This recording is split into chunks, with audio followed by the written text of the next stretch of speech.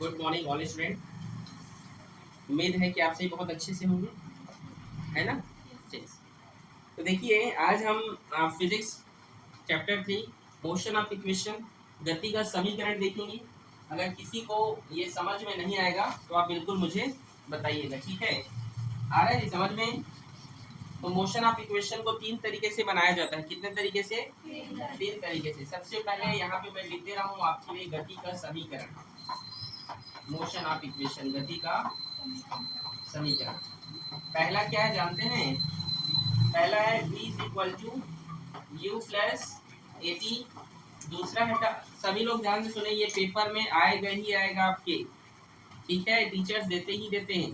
अभी आपका quarterly paper होगा, उसमें ये सब देते हैं, यही सब तो देंगे टीचर्स, ठीक है।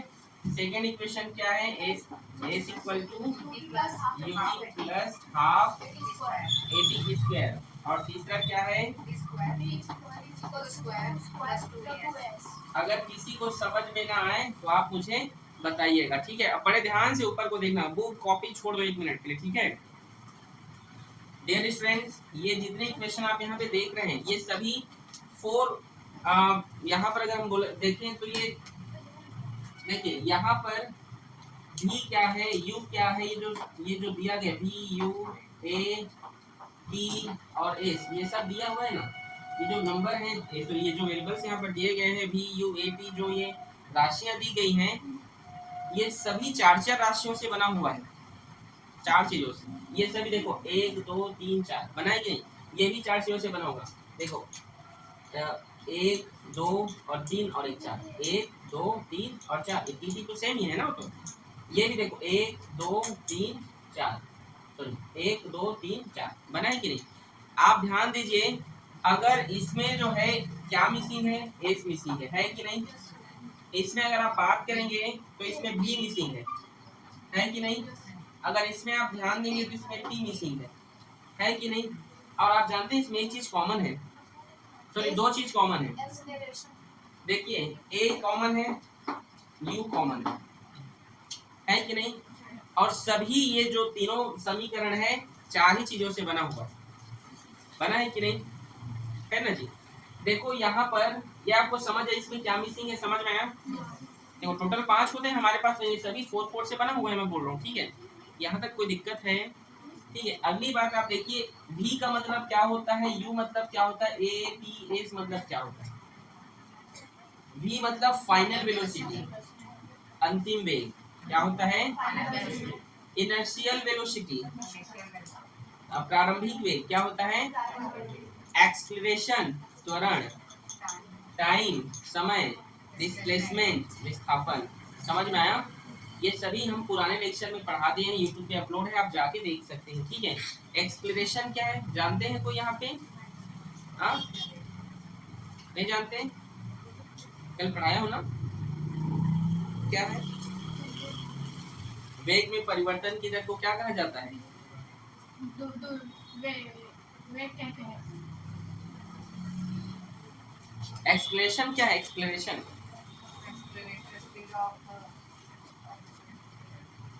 नहीं लिखिएगा। समझ आया? अगर नहीं आया तो बोलना चाहिए था ना।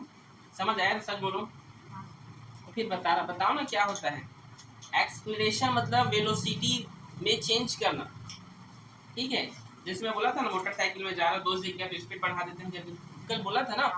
ये सभी डेफिनेशन आप कल सभी याद करके आना, नहीं तो कम नहीं पीछूंगा, ठीक है। आ रहे समझ में। त्वरण किसे कहते हैं याद करके आना।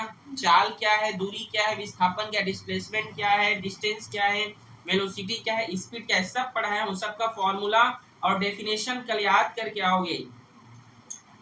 सुन लिए साहू जी? तोला नहीं कहा? हाँ, साहू जी का एकदम नीचे लिखा है इससे, ठीक है। समझ गए? याद आप लोग भी याद करके आना, ठीक है बेटा। ठीक नैन्सी, प्रिंसी, ठीक है, याद करके आओगे कल, ठीक है सभी लोग। मैं सभी से कल पूछूंगा। तो चलिए अब हम गति के पहले समीकरण को हम यहाँ पर प्रूफ कर रहे हैं, ठीक है। क्या गति का पहला समीकरण, इसे आपको सिद्ध करना है, प्रूफ कीजिए। तो इसको सॉल्व करने के 3 तरीका होता है जी। एक होता है बेसिक मेथड, ध्यान सुनिएगा, क्या क्या मेथड, एक होता है ग्राफिकल मेथड, ग्राफीय विधि, आपके स्कूल में ग्राफीय विधि दिया जाता है अधिकतर, आपके स्कूल में भी देते हैं इसको, ठीक है, ग्राफीय मेथड, ठीक है, ग्राफिकल, और तीसरा होता है इंटीग्रेशन, समाकलन विधि। समझ आया कितने तरीके हैं इसको बनाने के, पहला, दूसरा, समझ गए, समाकलन, ग्राफ और सामान्य विधि, समझ गए ना बेटा। तो आज मैं आपको, क्योंकि आप लोग ग्राफ व्राफ तो लाए नहीं, मैं बोला था, क्यों भूल जाते हो जी, बादाम खाया करो।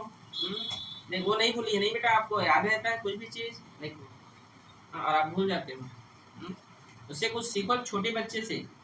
आप भूलते हो बेटा, कुछ देता हो होमवर्क तो आप भूलते हो नहीं, देख लो, आप भूलते हो बेटा होमवर्क को, देखो नहीं भूलते हैं। और आप लोग कैसे भूल जाते हो, इतने बड़े बड़े हो गए हो, 16-17 साल के, हाँ क्यों, अच्छा अच्छा, हाँ चलो ठीक, तो हम पहले को क्या करते हैं, प्रूफ करते हैं, ठीक है। तो चलिए एक्सक्लेरेशन स्टार्ट करते हैं, कैलकुलेशन इसको हम गणना स्टार्ट करते हैं, इसको प्रूफ करते हैं। हम जानते हैं त्वरण, त्वरण मतलब होता है एक्सक्लेरेशन, एक्सक्लेरेशन का जो फॉर्मूला होता है वो क्या होता है, वेग में परिवर्तन की दर, मतलब प्रारंभ, अंतिम वेग और प्रारंभिक वेग, ठीक है, मतलब v minus you by T, ये फॉर्मूला था इसका, ठीक है।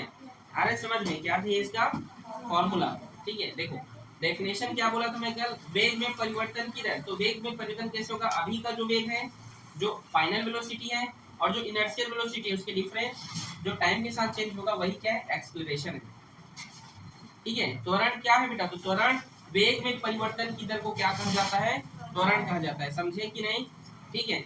ये उसके लिए सूत्र है, ये टी इधर भाग में है ना, इधर जाएगा तो किससे बदलेगा, गुणा में, आपको समझ नहीं आ रहा बेटा, ठीक है, तो भाग में इधर जाएगा तो गुणा में बदलेगा, तो ए टी हो गया ये v माइनस यू, मुझे ऐसे बनाना है, ये भी अपने जगह पर ही है, ये माइनस यू इधर जाएगा तो ये प्लस आएगा, u प्लस ए टी, अगर आपको सामान्य विधि से पूछेगा तो ये प्रूफ हो गया। पूछो चलो, कहाँ पे नहीं समझ आया, बोलो ना बेटा, यहाँ पे ये भी है, बराबर की साइड भी है, ये भी जिसका निकालना उसको भी लेफ्ट साइड में लिखो, अच्छे से लिखो, मतलब ये भी इधर नहीं आया है बराबर की ओर, वो यहीं पर रुका हुआ है, कहाँ पर, ये जो माइनस यू है ना, बराबर के इस साइड आया है, तो प्लस यू हो गया, ये प्लस हुआ, और ए टी पहले से किसमें था, पॉजिटिव में था, तो प्लस ए टी। ये मत सोचना कि चंद्रा सर इसको ए टी को इधर लाए हैं, हाँ चलो, कई बार इस यही पर बच्चे बहुत कंफ्यूज होते हैं। देखो ए टी बराबर v माइनस यू है, तो ये लिखा क्या गया, v माइनस यू, इधर आया तो प्लस यू, पहले से क्या था, प्लस में था, ये यही हुआ कि नहीं है, और उसको बढ़िया अरेंज करके सुंदर लिख दिया इस तरीके से, समझे, कठिन है, नोट करो इसको। अगला है दूसरा इक्वेशन, बोलो नितेश, दूसरा इक्वेशन क्या है बेटा, अभी तो लिख पाया था, बोलो, s इक्वल टू बोलो ए टी का स्क्वायर, ठीक है, ये फॉर्मूला है, ठीक है जी, आ रहा है समझ में, तुम रट रट के नंबर लाते हो क्या यार, नहीं सर, हाँ बहुत अच्छा नंबर लाया है 10वीं में, ठीक है, तो रटना नहीं कभी भी किसी भी चीज को, देखो 10वीं में तुम कितना भी परसेंट लाओ वो मैटर नहीं करता, सब्जेक्ट चूज करने के लिए जो है परसेंटेज आता है, सही की गलत, लेकिन अब तुम 11वीं 12वीं में अच्छा पढ़ो, ज्ञान के लिए पढ़ो, हमेशा जीवन में याद रखना, गिनती के पढ़ाई नहीं करना, तुम अपना जो है नॉलेज बढ़ाइए, नॉलेज बढ़ाने के लिए पढ़ो, आ रहा है समझ में। तो चलिए देखते हैं औसत वेग, एवरेज वेलोसिटी, ठीक है, क्या जी, औसत वेग, एवरेज वेलोसिटी, औसत वेग क्या होता है जानते हैं आप लोग, प्रारंभिक वेग और अंतिम वेग, u प्लस वी बटे 2, तो औसत एवरेज वेलोसिटी हो गया ये, ठीक है, आ रहा है समझ में। अब ये जो एवरेज वेलोसिटी होता है, ठीक है, अगर हम इसकी बात करें तो इसके अगर हम फॉर्मूले की अगर हम बात करें तो s अपॉन टी हम इसको लिख सकते हैं, ठीक है, क्या लिख सकते हैं, s अपॉन टी, ठीक है, क्योंकि वेग बराबर ही क्या होता है, बोलो, या दूरी बराबर क्या होता है। ठीक है, आप लोग पहले पुराना चीज तो पढ़ के आओ, वेलोसिटी। ठीक है, तो वही चीज तो यहाँ पे लिखा हूँ, ये नहीं समझ गए। और ये हिंदी में नहीं लिखना है उसको, ऐसे ही नहीं लिखना है, पता है ना, इसीलिए हमेशा बोलता हूँ इंग्लिश आना बहुत जरूरी है आप लोग को। ठीक है, अब इसको आपकी बुक में खुद हिंदी में लिखा है इन सबको, देखिए वो बुक ना। ठीक है, समझ गए, ये इसका फॉर्मूला है। ठीक है, ठीक है। और यहाँ पर देखो u प्लस, अभी आपने v का इक्वेशन नंबर फर्स्ट में v का वैल्यू आया, चेक करो, v equals u plus at आया है कि नहीं। तो यहाँ पे आप लिख दो क्या, यहाँ पे इक्वेशन फर्स्ट से करके मोशन इक्वेशन लिख दूं, गति के प्रथम समीकरण से, जो क्या था v बराबर u प्लस at। समझ में आया, समझोगे। ठीक है, अच्छा यहाँ पर जो 2 है, ठीक है, ये इन दोनों के, अच्छा यहाँ पर ब्रैकेट, ठीक है, एस इक्वल टू, अच्छा ये 2 प्लस इधर के लिए भी और उधर के लिए भी होगा, ये टी इधर डिवाइड में है, उधर जाएगा तो मल्टीप्लाई में, यू यू 2u, ठीक है, प्लस ये ए टी का ए टी, और नीचे में 2, और ये इधर डिवाइड में है, इधर गया तो हाँ, एस इक्वल टू ये 2 इसके लिए कैंसिल हो जाएगा। अच्छा, सबसे पहले इस टी के अंदर में गुणा कर देता हूँ, इस टी के अंदर में गुणा कर दूं, तो ये 2ut होगा, और ये क्या होगा, प्लस at का स्क्वायर होगा, और ये 2 प्लस इधर के लिए जो प्लस के उधर, तो यहाँ पर भी 2 और यहाँ पर भी 2। समझे कि नहीं, पहले बोलो, नहीं आया समझ में। देखो तो उधर बैठो, उधर चले जाओ, ठीक है,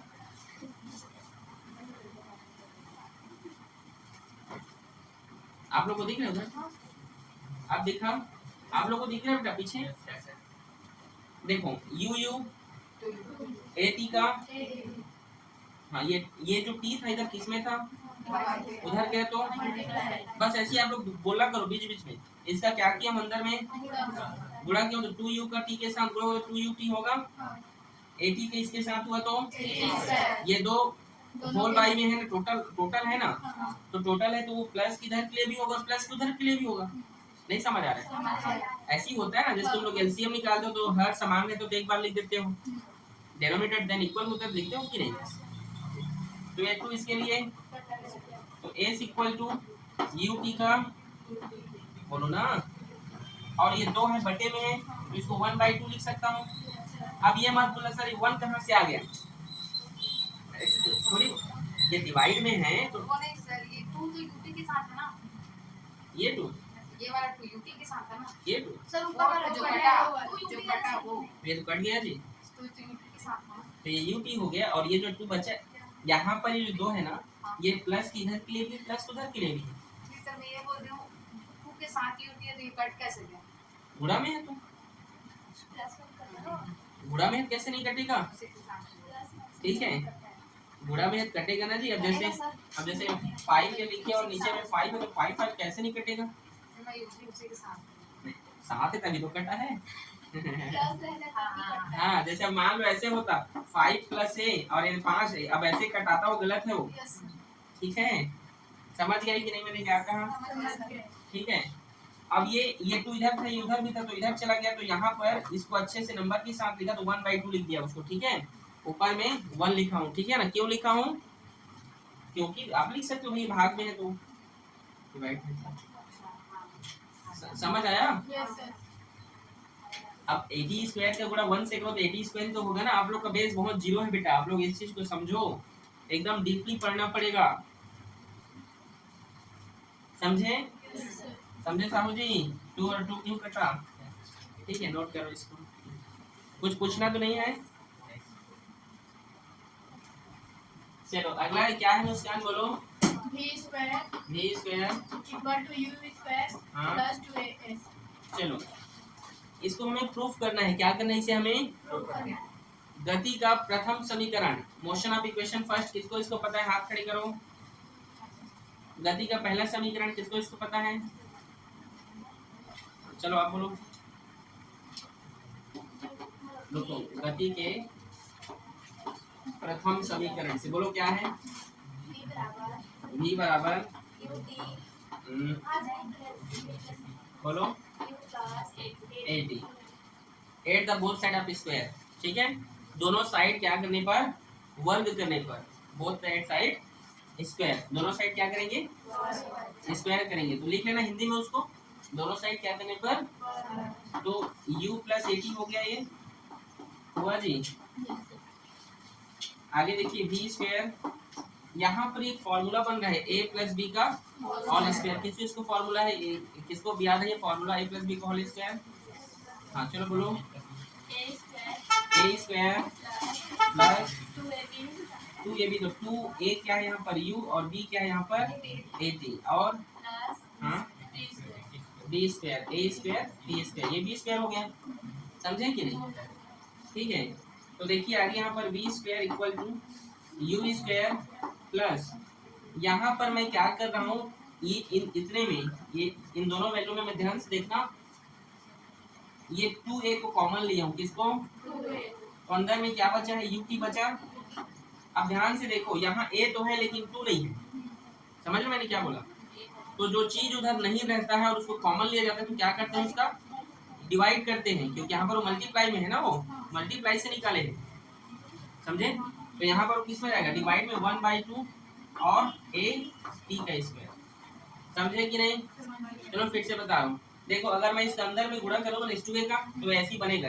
बताऊँ करके, 2AUT, देखो 2UAT हुआ कि नहीं? प्लस का प्लस, देखो 2a, तो ये 2 और 2 कैंसिल, तो a स्क्वायर और t स्क्वायर हो गया ना? नहीं समझे? आगे देखो, v स्क्वायर बराबर u स्क्वायर प्लस 2a, और ध्यान से बताओ क्या ये वैल्यू f तो नहीं है? गति के दूसरे समीकरण से, सेकंड इक्वेशन से f है ना? क्या प्रूफ हो गया? इजी है? ठीक, नोट करें इसको। आज के लिए बस इतना ही, मिलते हैं कल ग्राफिया मेथड से, ठीक है।